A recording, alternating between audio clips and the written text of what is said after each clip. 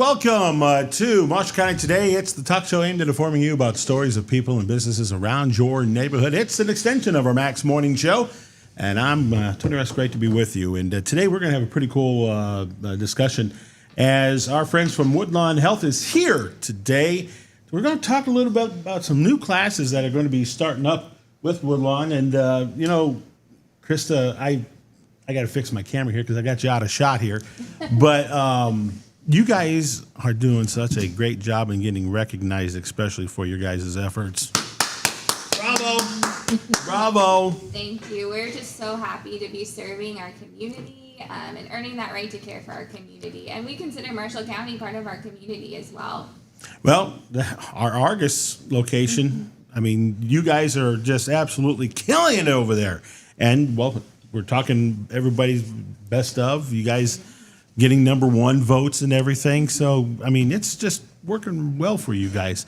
I remember, was it about a year ago, you and I and Doug kind of sat down and talked about the vision of how we can work with you. And next thing you know, here we are talking about doctors, new doctors, and Woodlawn getting their imprint in Marshall County now. Wow, it's just cool. You know, I like to think we're part of it, but at the same time, it's nice to see you guys accomplishing what you have set to do to reach families here in our area now. Yeah, we've been working really hard as a health system, and we've been definitely moving ourselves to think more of it. We aren't just hospital and clinics, we are a health system. So we've been really working hard. We have a new CEO that has just celebrated 2 years, and so a shout out to that administrative team. They took Woodlawn from being a loss leader in a business sense, and last year we did a $4 million turnaround. So, and our team, and that goes to our clinical team. We couldn't do it without our clinical team, who goes and works hard each and every day. And we're super proud of our team out in Argus, winning the best physician office 2 years in a row, best in Marshall County. That just is a testament to the team that shows up every day to care for this community. Without question, without question. I see we brought a couple of your friends with us. We did. I'm so excited to have Melinda and Taylor here. Part of earning the right to care for our community is preventative as well. And so they're going to talk about some smoking cessation programs and classes that we're launching. Just another way that we want to be a part of our community's health. You know, girls, smoking might be the number one addiction when it comes to addictions. And I remember my dad started at the age of 12, and, you know, until his passing, I'll never forget the one thing he told me when he was on his deathbed was, "I wish I would have never started."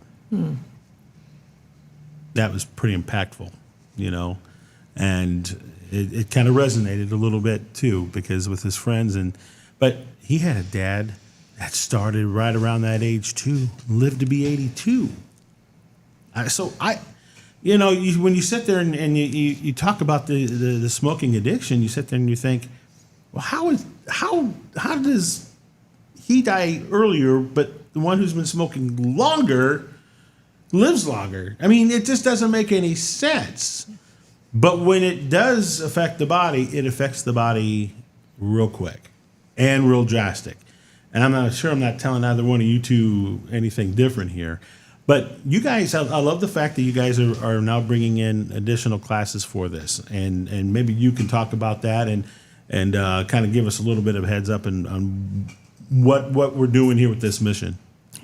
Yeah, my name is Melinda. I'm the director of respiratory and sleep, and the last couple of years we've really been focusing on just educating for the staff, just more about COPD, and then going even further and just what can we do to help our community out. And they've been, we heard smoking cessation, you know, was just something, you know, and all the struggles. And so in hearing that, we just was directed into, you know, starting something just to help that and get out there and educate people with what they can do. And if they've already, you know, been in that where they've been smoking for years, what they can do to stop. And so we're just really excited to be able to help. And believe it or not, though, this is an addiction that a person can kick the habit. There are thousands of success stories. It's just tough as nails, isn't it? Yes. You know, talk a little bit about that. I mean, I'm sure through your experiences that, you know, dealing with people that have this that are smokers. It's just that tough to break.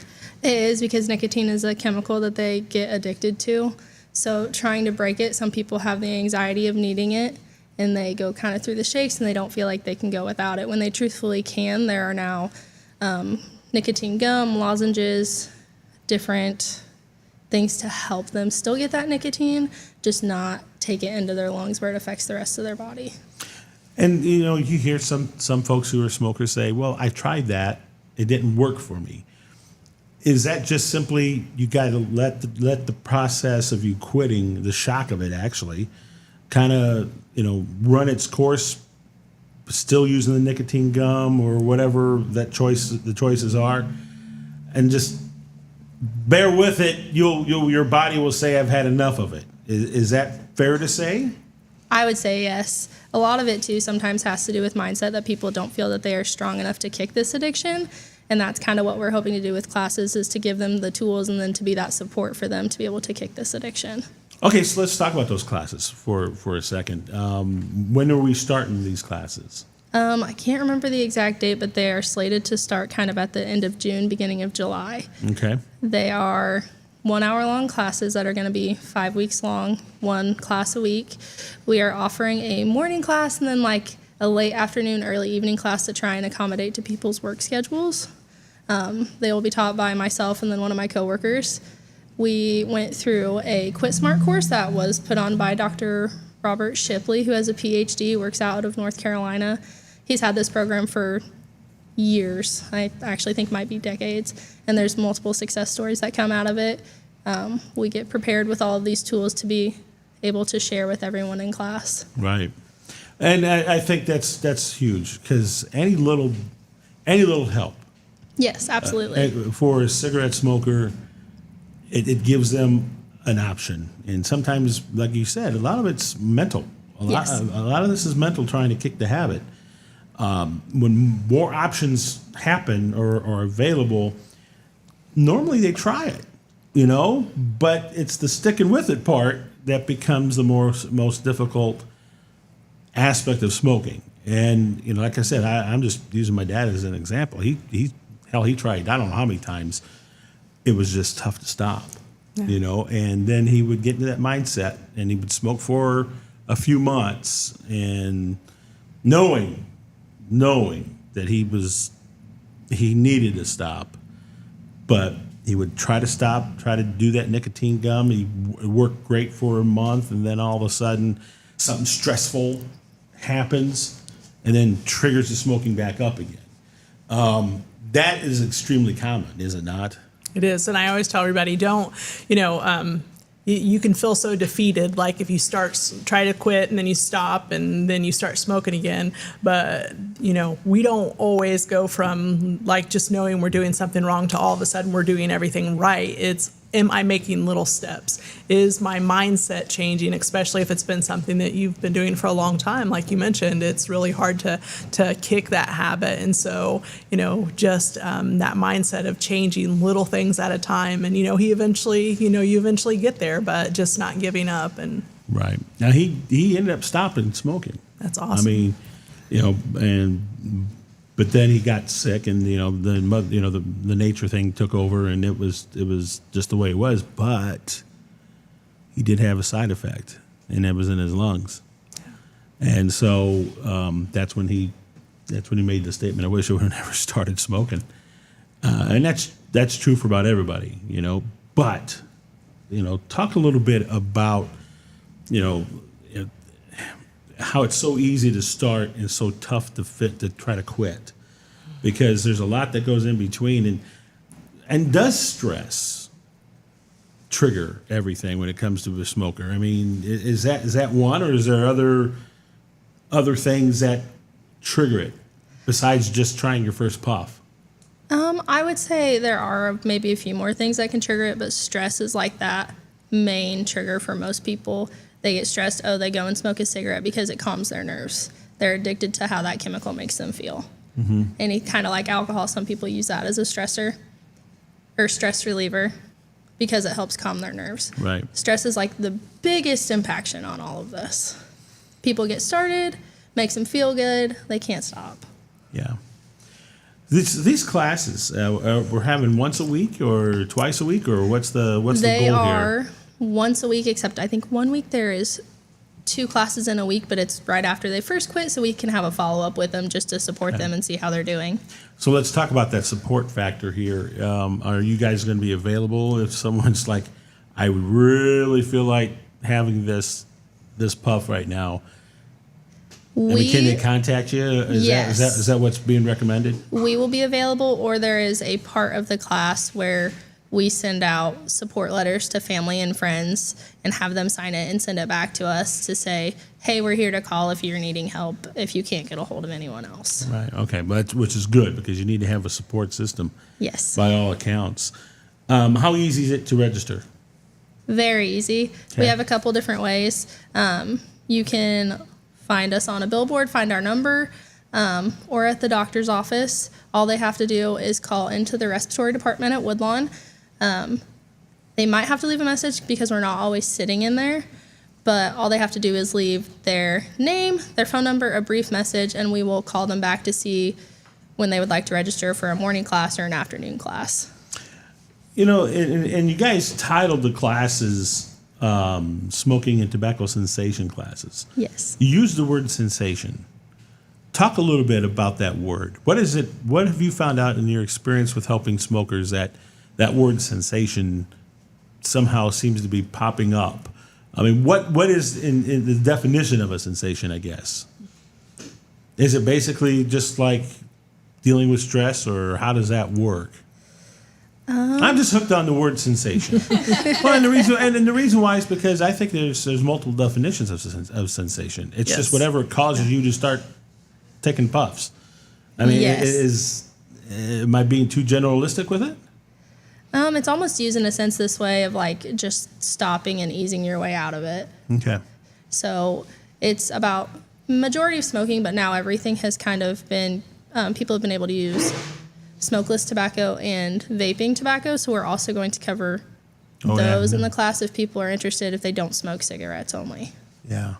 That vaping, I don't understand, but I think there's more chemicals involved in that than there is an actual cigarette out of a carton, right? Yeah, that's what they say. I don't know. I'm just asking because I never smoked, and I tried it, but I just never was. It was just not my cup of tea. Anything else we need to know? Taylor, correct me if I'm wrong, but this isn't something you need a doctor's note for, right? You can just call in if you're wanting to quit and get signed up, or do you need it to go to your doctor for this? No, your doctor can recommend it to you, but we do not need a doctor's note. It's actually something that is being paid for by the I Hope grant by the Indiana Department of Health, so it is free to all community members. It's just calling in and getting yourself registered. Can you talk a little bit about the I Hope grant? I mean, is there a lot to that, or is this something new? That is the course that I was telling you about that I had mentioned about the therapists the last 2 years, just really diving into COPD and people smoking and what it does to their lungs. And so it's really has to do with that, just that education part, and then educating the community and letting them know, the structure of what it's doing. Gotcha. And, years later when they get to that point, a lot of people will get to that point where they're like, I wish I never started this. And so it's talking to them about, what is happening, year after year and puff after puff, what they're doing. And so just really that part of it, it's really educated us on that part of it. And then different things so if they've gone years with smoking, what we can do to help them, like the smoking cessation classes and pulmonary rehab, getting people to who do struggle with breathing, just to help them to breathe better where they're at. So Good. And again, I hope you folks picked up on the fact there is support with this, because that's the crucial part. A lot of people my dad, he was too I don't know what the word is. I want to say stubborn, but he when he did it, he needed to do it himself. Because he was a man, he had that stigma. If he was going to kick the habit, it was going to be him doing it and nobody else. Because he couldn't hide the fact that he smoked, but I think there was maybe a little bit of embarrassment that was with it. But even from a health standpoint, when he finally understood, hey, the older I get, the more I'm killing myself here, it really kind of hit home to him. And then he started getting some help to try to boot it. And that's literally how he quit. So that's why I bring this up. I mean, it's tough to do by yourself. And so the bigger support system you got, I'm not going to say easier, because nothing's ever easier when you're trying to kick an addiction. But the support factor is there, saying, hey, listen, you're just going through the process right now. This is probably going to happen. All right. You're all good. Let's just get back on track.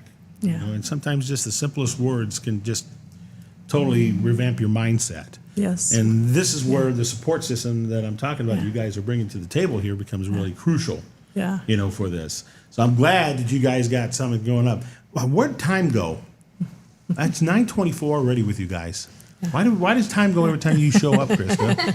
Yeah, we definitely have a community for a reason, and Right. community to walk alongside us. And, if you think about when you go to exercise, it's so much easier to exercise if you have somebody to keep you accountable and say, hey, come on, let's go. Right. And so, a lot of things that we do are like that. And so we're just blessed to be able to do that, to be able to walk along with you. Well, I love it. I think it's a great idea here to do this, and I hope you get a lot of people signed up for it. Thank you. Because it's very important. And kicking addiction, you can't just go cold turkey. At least not anymore, it seems like. You're going to need that support. Yeah. To make sure that you're right there with them to walk your hand, hold their hand, and walk you through it. I don't know how else you do it, to be honest with you. And the fact that you guys are offering that support with these classes is very, very wonderful on your part to do that. Krista, before we get out of here, you guys got a lot of things that are happening at the hospital, man. New stuff, it seems like, right and left. This is what happens when you believe in what you do and the people who you serve. And Woodlawn's doing it, man. That's some good stuff. Yeah, we're excited, and we'll be back next month. We have a new podiatrist starting, so we're excited to introduce him to Marshall County.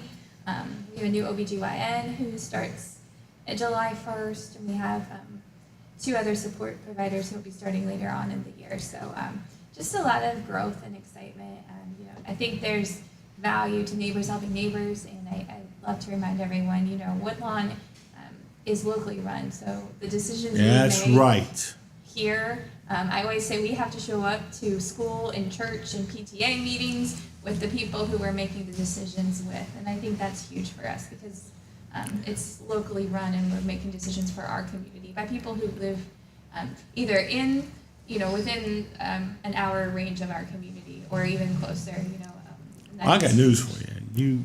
You may know something I don't. I just feel this.